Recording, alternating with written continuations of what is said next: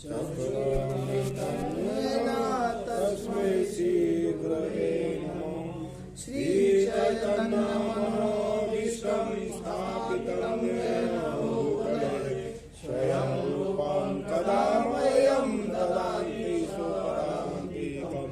वन्देऽहं श्रीगुरुं श्रीयुतपदकमलं श्रीगुरुं वैष्णवंश श्रीरूपं साग्रजातं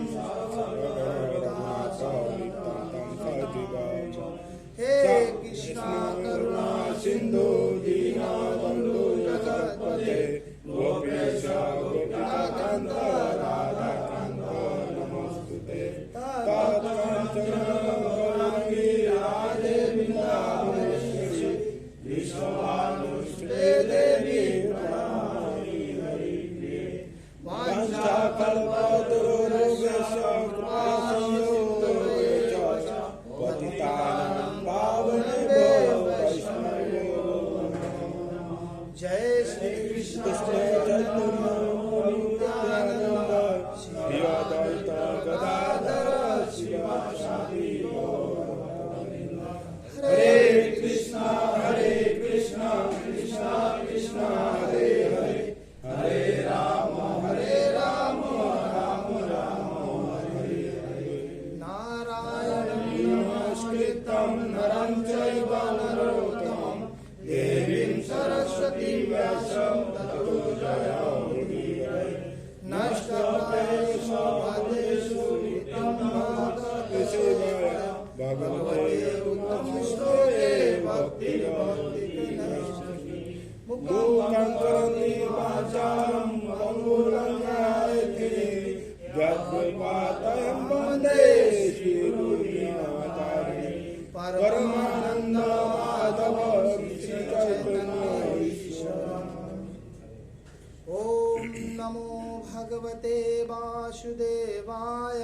ॐ नमो भगवते वासुदेवाय।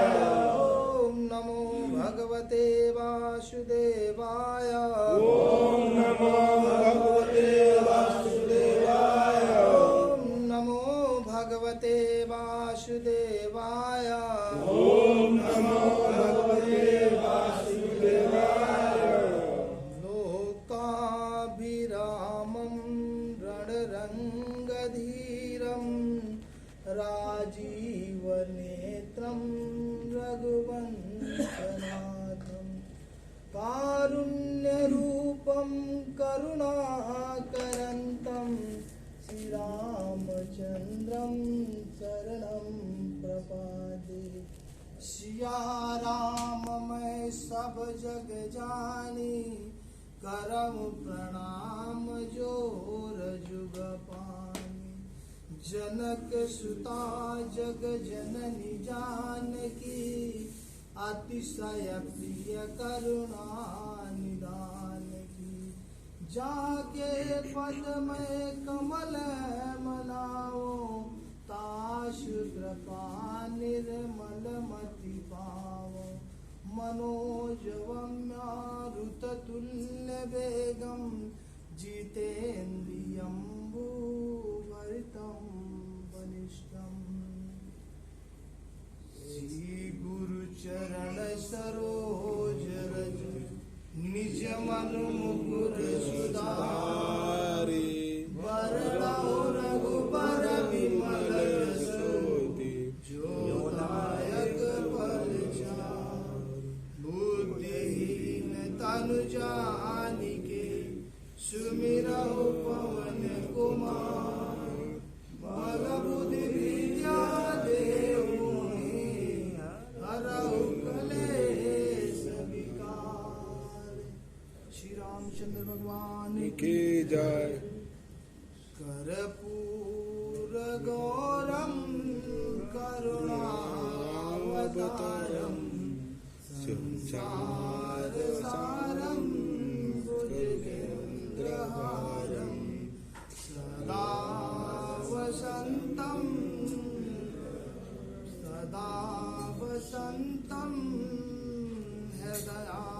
हृदयारविन्दे। भवं भवानी सहितं नमामि। राम चरण रति जो चहे अथवा पद निर्वाण, भाव सहित सो यह कथा रोषमण पुटकार। श्री रामचंद्र भगवान की जय, श्री कृष्णचंद्र भगवान की जय, श्री प्रभुपाद की जय, महाराज की जय। निताई गौर पे मन हरि हरि बोल।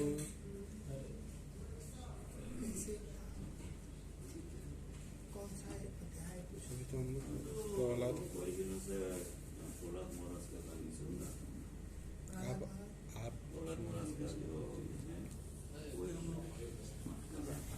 आप द्वितीय अध्याय का भागवत गीता 31 दो अध्याय 33। तो जैसे कि हम लोगों को भागवत गीता, वैसे सभी को ये बेसिक ज्ञान सबको होना चाहिए और इसी आधार से हम लोग भागवत गीता को जान सकते हैं। अन्यथा सभी हमारे जो ग्रंथ हैं बहुत असीम हैं, इनको हम समझ नहीं सकते। जिस तरह से हमारे 108 उपनिषद, 18 पुराण, गीता जो है उपनिषद है, 4 वेद हैं, इतिहास 2 हैं, महाभारत और रामायण।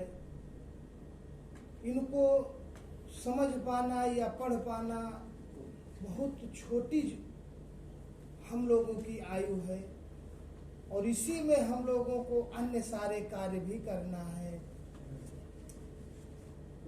जिस तरह बहुत सारे लोग कहते हैं कि भक्ति वास्तव में जब उम्र ज़्यादा हो जाए उसके बाद में बुढ़ापे में भक्ति करना चाहिए।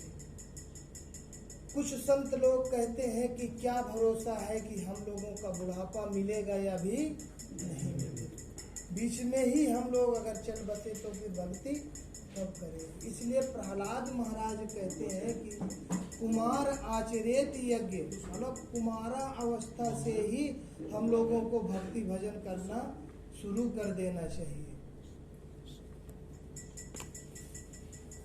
अन्यथा इस जीवन का कोई भरोसा नहीं।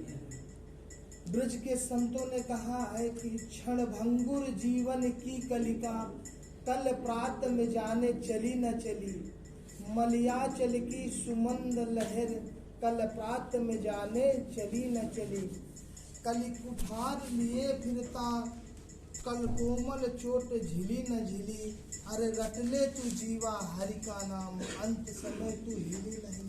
क्या भरोसा है इस माया की नगरी में अंत समय में ये जीवा भगवान का नाम ले पाएगी भी यह नहीं ले पाएगी। इसलिए हमको अभी से ही प्रयास करना चाहिए और भगवान के नाम में इतना रुचि आ जाना चाहिए कि भगवान स्वयं अंत में हमारा स्मरण करें। भागवतम में एक श्लोक है, कहते हैं कि कफ वायु पित्त और उद्धो गला, अगर गला हमारा कफ पित्त वायु के द्वारा अवरुद्ध हो भी जाता है तो मम स्मरेति मम भक्ता ददामि पराम गति। भगवान कहते हैं कि अगर कोई मेरा सतत निरंतर अगर मेरा भजन कीर्तन करता रहता है, अगर मृत्यु के समय उसका हमारी सभी इंद्रियां मृत्यु के समय सब अवरुद्ध हो जाती है, नाक कान आँख ये गला भी कुछ बोलना चाहे बोल भी नहीं पाते हैं, दिखना पहले बंद हो जाता है, सुनना भी बंद हो जाता है। ये सारी इंद्रियां अगर 5 इंद्रियां बंद भी हो जाए तो भगवान कहते हैं कि मैं उसका स्मरण करता हूँ और ददाम परम गति, मैं उसको उसके हिसाब से उसकी परम गति को प्रदान करता हूँ। तो बताइए इससे परम हित ऐसी कौन हो सकता है। हमारे जो जन्म 84 लाख योनियों में भटकने के बाद में यह मनुष्य जीवन मिला है बहुत दुर्लभ है। सभी योनियों में हम भटकने के बाद में माता पिता बंधु भाई सब हमारे अलग अलग थे, और आज है जो ये पूर्व जन्म में नहीं थे और न अगले जन्म में रहेंगे। और अगर कोई हमारा परम हितैषी है तो वो भगवान कृष्ण है। क्यों? क्योंकि हर एक आत्मा में चींटी से लेकर के हाथी तक के भगवान परमात्मा रूप में हृदय में विद्यमान है। हर योनि में भगवान हमारे साथ है, और इनसे बड़ा हितैषी आप सोचिए कौन है? विष्ठा खाने वाले शुकर के भी शरीर में आत्मा के रूप में भगवान विद्यमान है। चींटी यानी कि कोई भी योनि है वहाँ पे भगवान है। बताइए कौन ऐसा है जो ऐसी अवस्था में रह सकता है? कोई माता पिता, अब आप ये अनुमान लगाइए कि जब हमारा बेटा जब छोटी मतलब उम्र में है, अगर वो टट्टी पेशाब कर भी देता है तो पिता उसको ज़्यादा टाइम तुरंत उसको कहेगा किधर है कि माता उसको सफा करे। क्यों? आपका कर्तव्य नहीं है, आप नहीं कर सकते हैं? नहीं, तुरंत वो उसकी माता को देती है, और वो माता उसको अच्छी तरह से नहला धुला के अच्छे कपड़े पहना करके फिर उसको वहाँ पे लाती है। तो सभी लोग उसको फिर पुनः प्यार करने लगते। क्यों? पहले नहीं कर सकते थे। उसी तरह भगवान भी जिस तरह से भी टूटी फूटी जिस जो भाव से भगवान का गुणगान कर सके उसको करना चाहिए, और भगवान उसको उसकी भाषा में वो समझ जाते हैं। बच्चा अगर छोटा है तो वो माता पिता कह नहीं पाता है, जैसी भी भाषा में तोतली भाषा में अगर भगवान वो अपने माता पिता का नाम लेता है तो माता पिता बहुत प्रसन्न होते हैं और उसको तुरंत गले से लगा लेते हैं। उसी तरह हमको श्लोक आता है नहीं आता है भाव भगवान भागवत गीता के 9वें अध्याय के 26 श्लोक में कहते नहीं, पत्रम पुष्पम फलम तोयम यो में भक्त्या प्रयच्छति तदहम भक्त्या उपाय अस्नामि प्रयतात्मना। अगर कोई मुझको एक पत्र, तुलसी का एक पत्र अगर कोई दे देता है तो मैं बहुत प्रसन्न हो जाता हूँ। कारण बस अगर नहीं भी मिल पाता है तो कोई बात नहीं, फूल एक दे दो, पुष्प वो भी अगर नहीं मिल पाता है तो कोई फल दे दो, वो भी मुश्किल है तो जल तो सबके पास अवेलेबल है ना, मिल सकता है ना, सब लोग भगवान को दे सकते हैं। लेकिन शर्त भगवान ने क्या रखा है कि भाव सहित प्रेम पूर्वक अगर कोई हमको अर्पण करता है तो मैं उसको ग्रहण ही नहीं करता हूँ, उसको अपने में उसको स्वीकार करके मैं उसको अपना लेता हूँ। ये है भगवान का भाव। बताइए कौन है ऐसा? कोई हितैषी हो सकता है हम लोगों का? भगवान से बड़ा कोई हितैषी नहीं है। तो हम लोग भागवत गीता अध्याय 2 श्लोक नंबर कितना है प्रभु? 31। ओके प्रभु, हम लोग कोशिश करेंगे प्रभु जी का।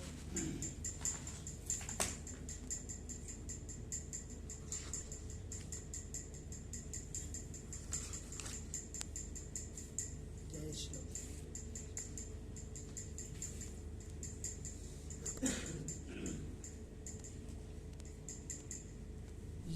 यद्रच्छायाः चोपपन्नं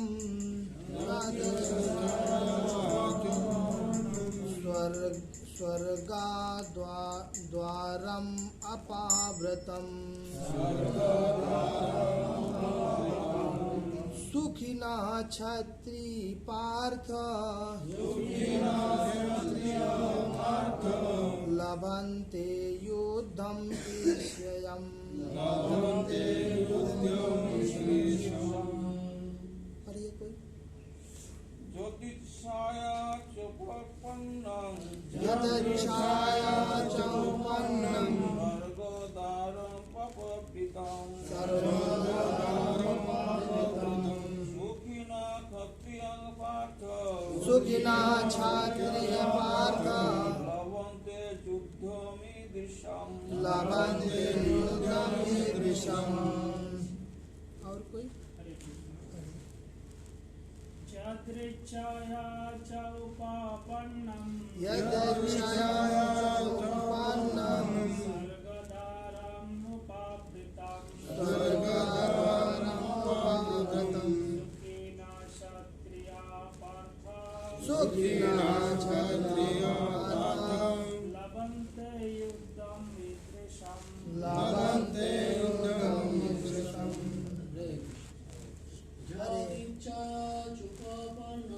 यदिच्छया चोपपन्नं स्वर्गद्वारमुपावृतं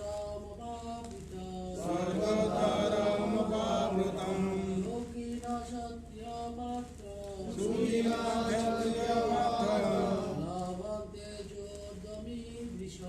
लभन्ते युद्धमिन्द्रजम्। हरे कृष्ण। यदृच्छया च पपन्नं स्वर्गद्वारमुपावृतं सुखिनः क्षत्रिय पार्थ लभन्ते युद्धमिदृशम्। लभन्ते युद्धमिदृशम्। यदिच्छया च पपन्नं स्वर्गादारमुपावृतं सुखिनः क्षत्रिय पार्थ लभन्ते युद्धमिदृशम्। हरे कृष्णा।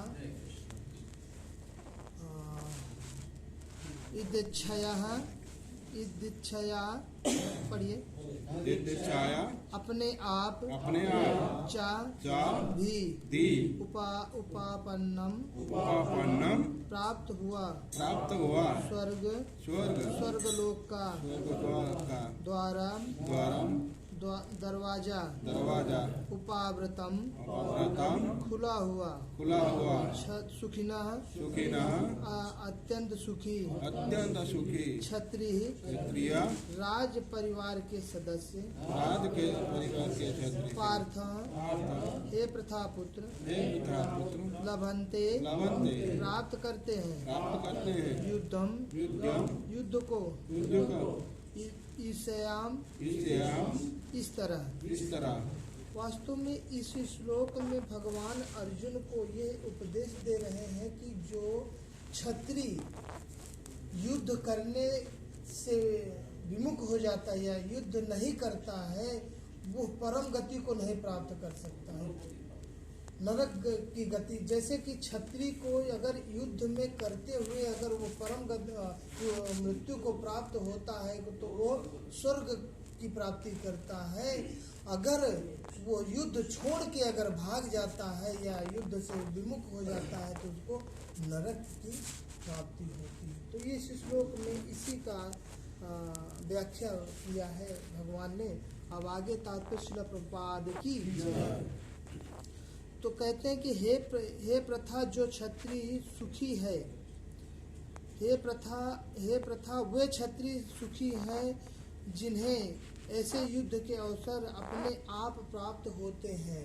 देखिए बता रहे हैं भगवान की हे प्रथा पुत्र हे मतलब अर्जुन जो क्षत्रिय सुखी हैं इस जीवन में उनको युद्ध के अवसर अपने आप ही प्राप्त हो जाते हैं। और कहते हैं कि जिससे उनके लिए स्वर्गलोक के द्वार खुल जाते हैं। जो युद्ध करते हैं और युद्ध में अपनी अगर देह त्याग देते हैं उनके लिए स्वर्ग के द्वार खुल जाते हैं। तात्पर्य एवं अनुवाद श्रील प्रभुपाद की जय। विश्व के परम गुरु भगवान कृष्ण अर्जुन की इस वृत्ति की भर्त्सना करते हैं जब वो कहता है कि उसे इस युद्ध में कुछ भी तो लाभ नहीं दिख रहा है। इससे नरक में अवश्य वास करना होगा। अर्जुन द्वारा ऐसे व्यक्त केवल अज्ञान जन है वो अपने स्वधर्म के आचरण में अहिंसक बनना चाह रहा है, किंतु एक क्षत्रिय के लिए युद्ध भूमि में स्थित होकर इस प्रकार अहिंसक बनना मूर्खों का प्रदर्शन है।